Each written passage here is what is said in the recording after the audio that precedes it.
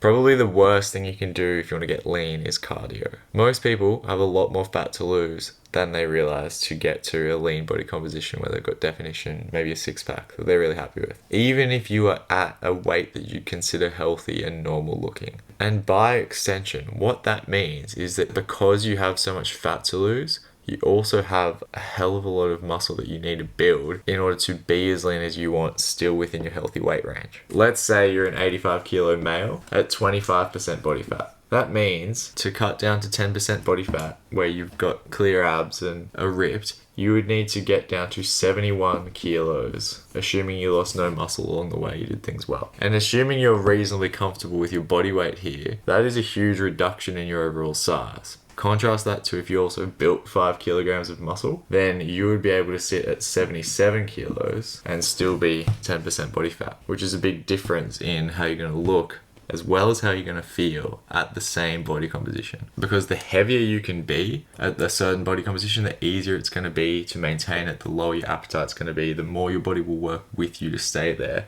as opposed to not building muscle, potentially losing it at the same time as you try and drop weight. Because if you're not actively building muscle and you're in a calorie deficit losing weight, it's very likely that a lot more of the weight you lose is going to come from muscle tissue, which means that this number is going to go even lower to get to that 10% figure. And the lighter you are, the harder it's going to be to sustain it, even if we equate for body composition. So the limit basically to how lean you can be and sustain it comfortably is how much muscle you've got on you. And muscle growth is honestly the limiting factor in this equation in terms of time and results. Because fat, if you do things right, is relatively quick to drop. You can diet for 12 weeks, just hit a moderate calorie deficit, drop half a kilo a week, and knock off 6 kilos in a 3-month period. It's only going to take you so many cycles of 12 weeks to knock off all the body fat on your body. But muscle gain is slow, and the more you build, the longer it takes to build more. And so if your goal is to be lean, get a six pack and be able to walk around with that all year and enjoy your life and not be constantly restricting yourself and feeling like arse, then doing a bunch of cardio or focusing solely on your diet is completely missing the point.